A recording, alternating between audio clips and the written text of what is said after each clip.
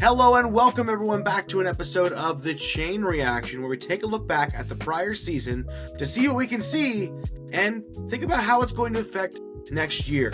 Today, we have a bit of a clunky episode coming at you. We just got back from Thanksgiving weekend away with my family, so my typical prep time of notes and all that kind of stuff just didn't really happen. So I'm going to talk to you for a little bit. I promise not to keep you for a long time, and I'll get you back to your evening. But let's get into today's topics.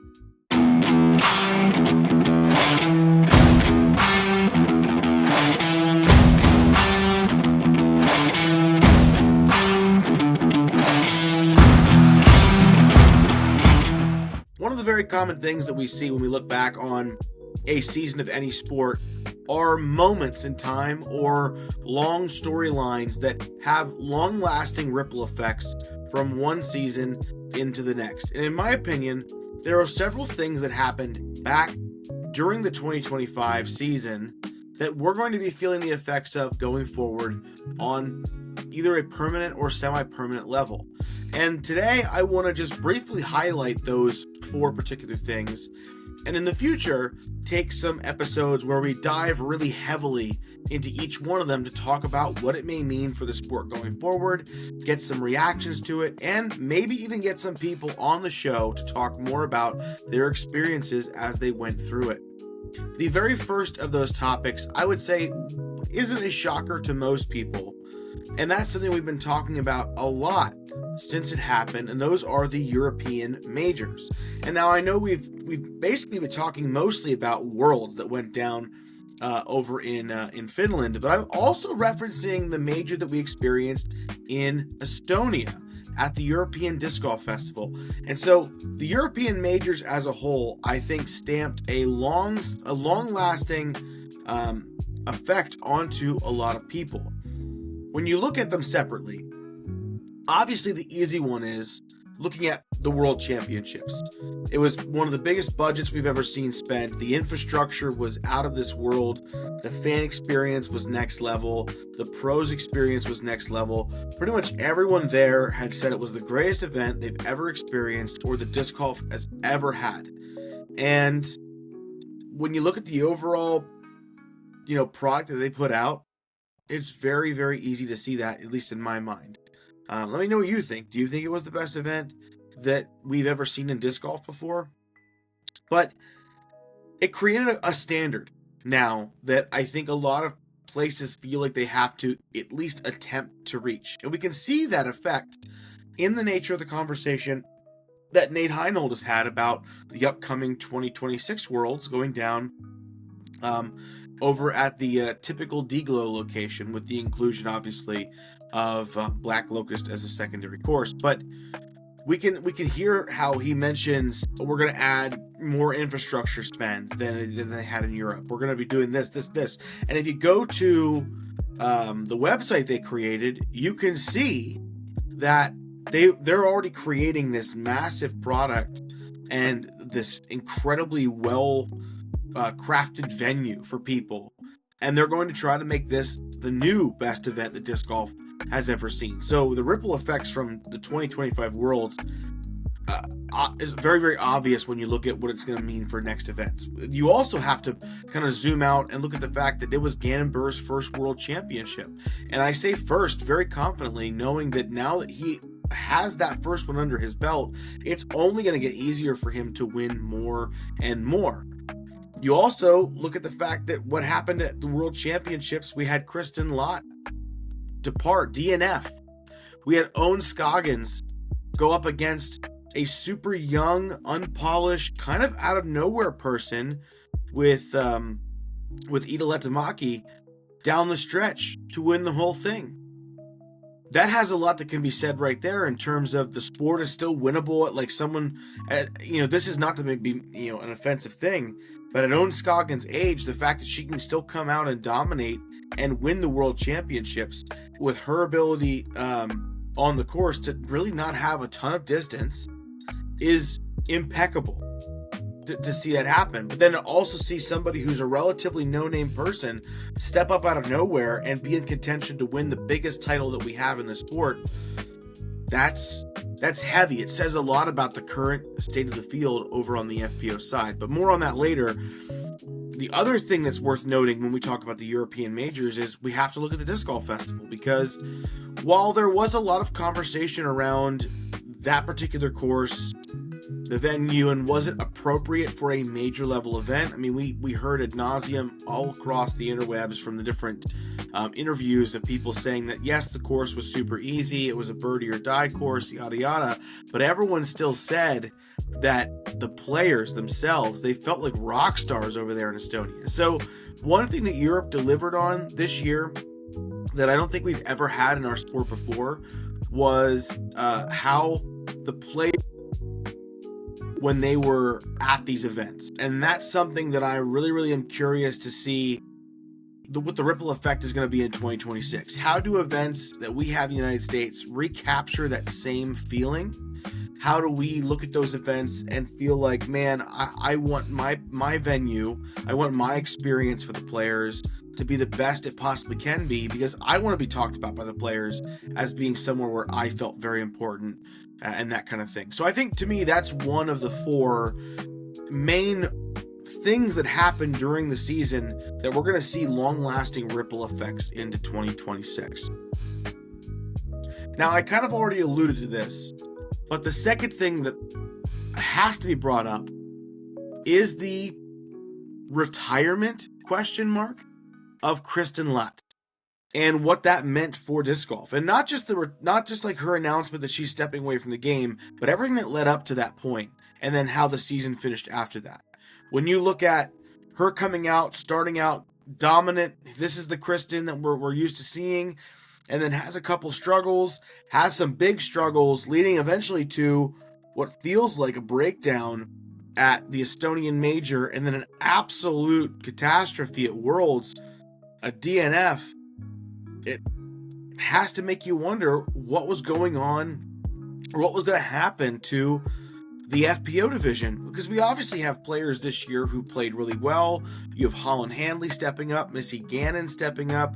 You got Owen Scoggins, who's still showing everyone that she can do it, and new up-and-comers, stamping their mark on the FPO side. But with Kristen kind of stepping out of the light, it did bring up a lot of questions of, are we going to continue to see the FPO side of the game be advanced, or is this going to be a major hindrance into the ability for people to want to watch the FPO side of our sport? So I think while the rest of the season went fairly well, we can all agree we would have loved to see the rest of the season with a prime, or at least a semi-prime, Kristen Lott firing at all cylinders. That would have made the year finish a whole lot better and more entertaining. So going into 2026, a lot of questions are out there of whether or not we're going to see Kristen competing at any events. Obviously, she said she's kind of putting it down, but it doesn't mean she can't pop up and play, a European event here or there.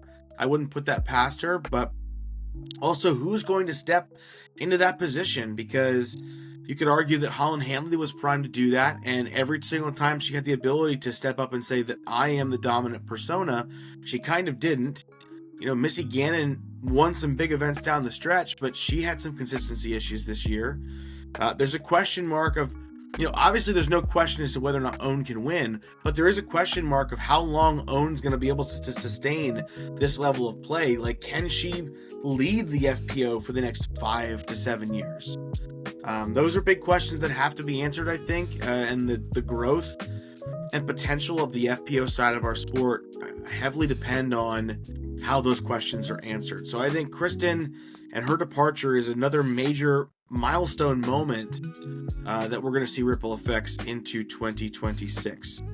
Let me know what you think, though. Who do you think is the person to lead the charge? Because you could also make arguments that Missy Gannon, she's getting up there in terms of her career age.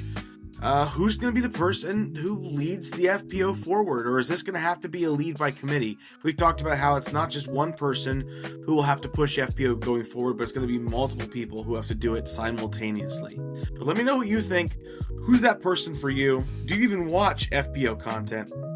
Let me know in the comments down below.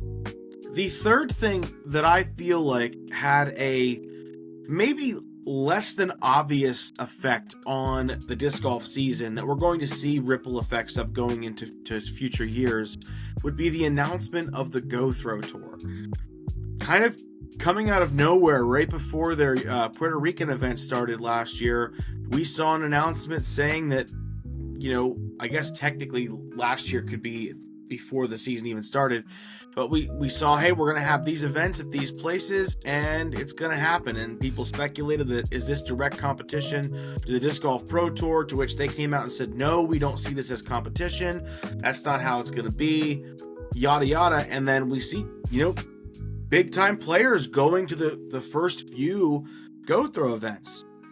And then that kind of tapers off as the year goes on, as the purses kind of become less than what they suggested.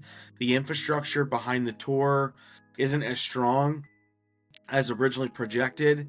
And largely, I would say that they would call the Go Throw Tour a success in 2025. A lot of people would not be very optimistic with how it ended. But in that first few months on the tour where you had players attend the events, I think there was a lot of discussion about this was going to be a successful thing. And while it may sound like, oh, it didn't do very well at the end, and even though they're going to do it again in 2026, like, it's not going to have that big of an effect, you can kind of see what happened, because now we have the Jomez Pro Series, which they could have been thinking about that in the future. They could have had that already down on the whiteboard for future things for the Pro Tour. But you cannot tell me that anyone from the Pro Tour didn't watch the initial success of Go Throw and say, we can do this better. Maybe Jonathan Gomez was sitting there going, we can do that so much better than Go Throw can. And we already have the infrastructure in place. If we can make the purses happen and we can bring about great locations, this can be successful. And sure enough, here we are. So we're going to see going into 2026, how are all three of these tours going to play with each other, and what kind of decisions are pros going to be making down the stretch? Early on, will we see lots of players at these events? And as it goes on, is that going to shrink and shrink and shrink as they care more about the Pro Tour than they do about any of the other side events? And the final, I would say, thing that happened in 2025, while this didn't technically directly have any effect on the professional season, this was a significant moment that we saw examples of why it's going to be a big deal in 2026. And that would be the release of the proposed rules changes for the PDGA for 2026. And so that garnered a lot of conversation from people regarding things like the time being taken during rounds and different violations and all this stuff. And normally we would have a conversation about this and that would be it. But there were some key moments during the season where time became an issue or rules became an issue, where marshals made calls or didn't make calls. Take the Kristen Lott foot fault, for example. Moments where players have said that some players were receiving, favorable timing from, the marshals on the card, and others were being more stringently held to the standards and the rules. So I think we're going to see a interesting shift in the paradigm next year, where you've got these players that are suggesting, the Players Council players suggesting that, oh, for sure, this new system of time extensions and all this kind of stuff, it's going to help players want to play faster. It's going to help them be more involved in reporting time issues and all this kind of stuff. And then you have the players like Simon Lizotte and Gannon Buhr saying, I am never going to call somebody for a time violation. So you've got two very opposing states of mind there. And the question is, who's going to win, and how long until in the middle of the year are we going to say, well, these rules just didn't matter anyway? Even though technically, if you go back and you rewatch most of the season, you'd be handing out a lot of time violations and to many, many players. So we'll see going into 2026 what this means. Is it going to be a topic of conversation throughout the year? Are we going to have significant moments where players take too long because they no longer have their time extensions and they get called for something down the stretch of an important event? I don't know. that would make for some very entertaining moment. And, for someone who considers themselves in the news cycle of disc golf, it's a lot for us to talk about. So clearly, I wouldn't be against it. But, 2026 is going to be a very interesting season. I think we have a lot of things that have come out of this year that are going to positively and maybe negatively affect 2026 and future seasons, but that all remains to be seen. And guess what? We're not too far away, because it is now officially December, which means we're only, 2-3 months away. Disc golf will be back. We're eagerly awaiting that here. But thank you so much for being out there, for listening, for following along. I hope you're enjoying our daily short form content, which you can find over on all your typical short form platforms like YouTube Shorts, Instagram Reels, Facebook, and even, yes, TikTok. We're on TikTok. So go check that out, and make sure you tune in for our show coming up here on Wednesday at 6:30 as we look ahead to the 2026 season. But we have some really cool stuff in future episodes. We're going to be bringing some people in for some great interviews. A lot of fun to happen during this off season. Thank you so much for your time. Make sure you leave a like down below, and while you're there, hit the subscribe button. It's the best way to support the growth of this channel and take us to new heights in 2026. Until then, make sure you're watching some disc golf and you're playing some disc golf. I'll catch you later. This has been Understable Discourse and the Chain Reaction.